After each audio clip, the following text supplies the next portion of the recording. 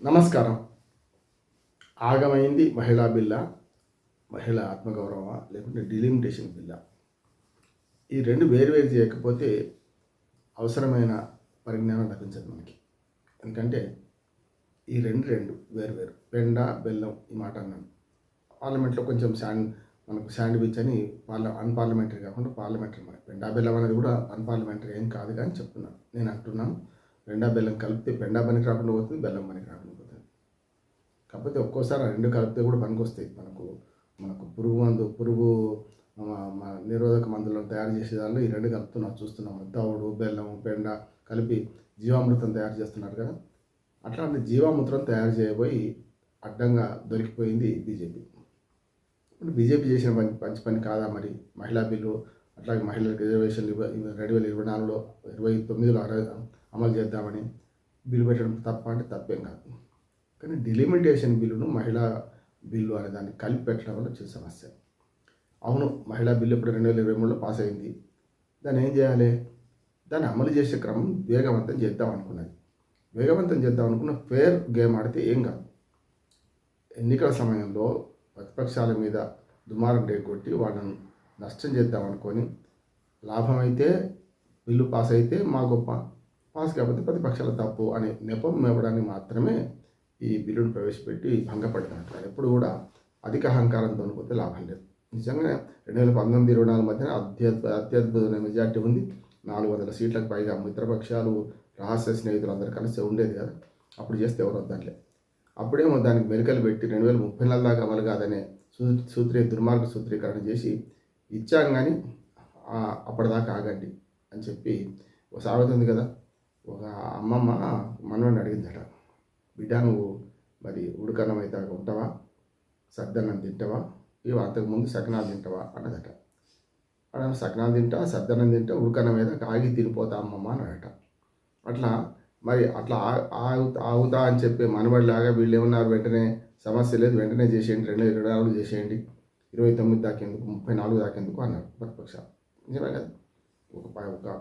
మనకు వంట అంతా సిద్ధమైంది, వడ్డించడానికి మాత్రం 10 ఏళ్ళు పడుతుంది అంటే కష్టం కదా. అదే జరిగింది. ఇప్పుడు ఆకలి అంతా పోయినాక అన్నం ఎందుకు?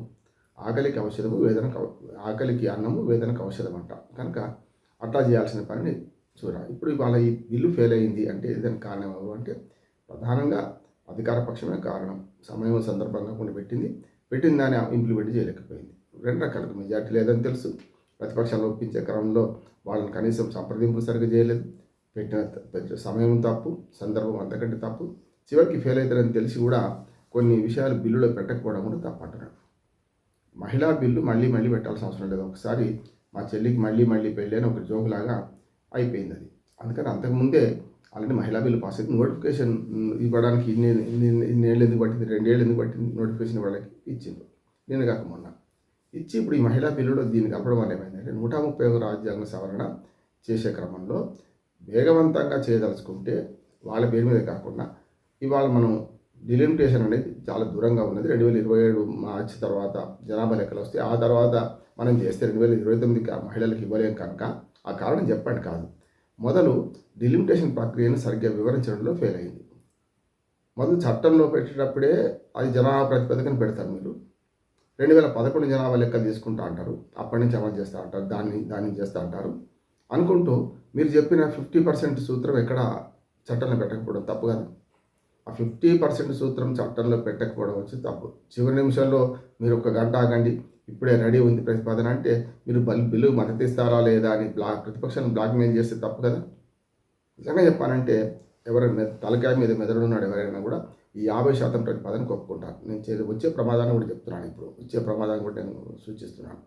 ఏంటంటే ఇప్పుడు ఏదైతే బిల్లు ఫెయిల్ అయిందో ఇక ముందు కష్టమే.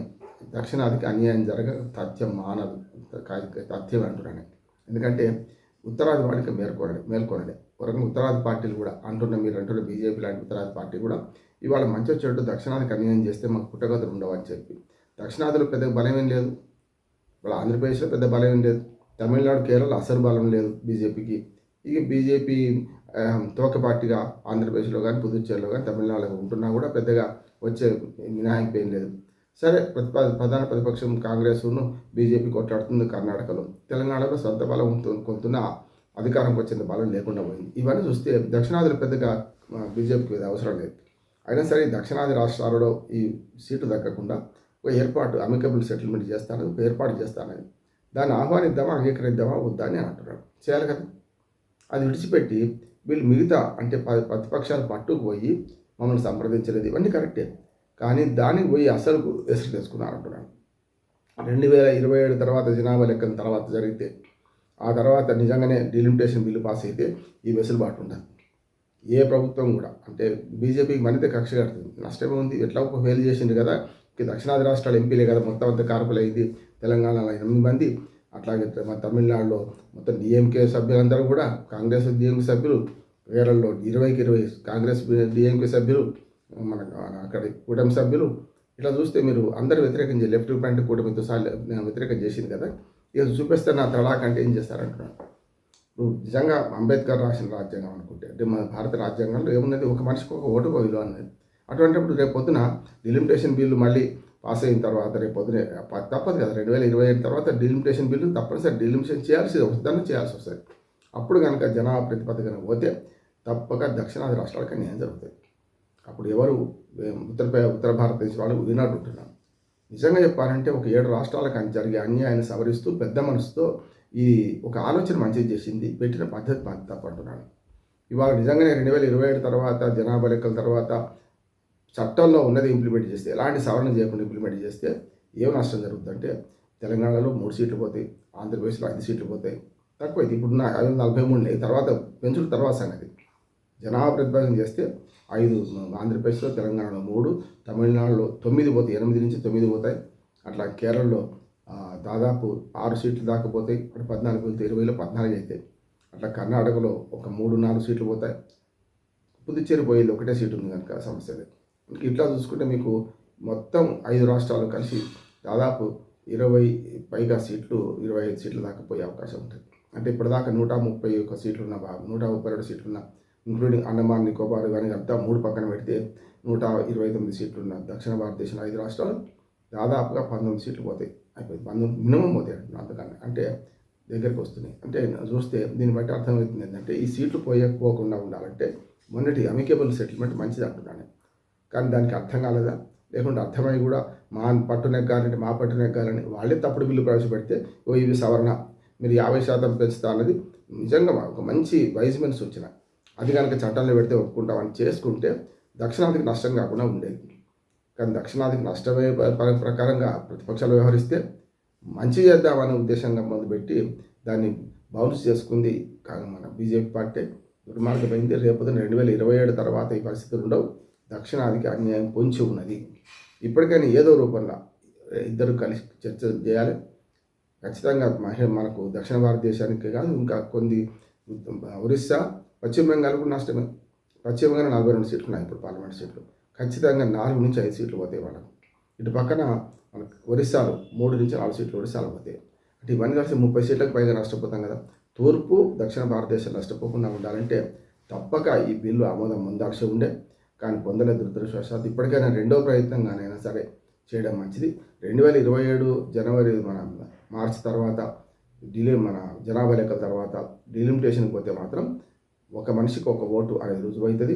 రేపు పొద్దున ఉత్తర భారతీయులు కనుక మేల్కొని మేము ఇయ్యంగా రాజ్యాంగం ప్రకారం మేము అంతకంటే ఏం లేదు, రాజ్యాంగం ఏం చెప్పింది అమలు చేయాలని చెప్పి కనుక సుప్రీంకోర్టు కొడితే వాళ్ళే గెలుస్తారు. మనం గెలవం.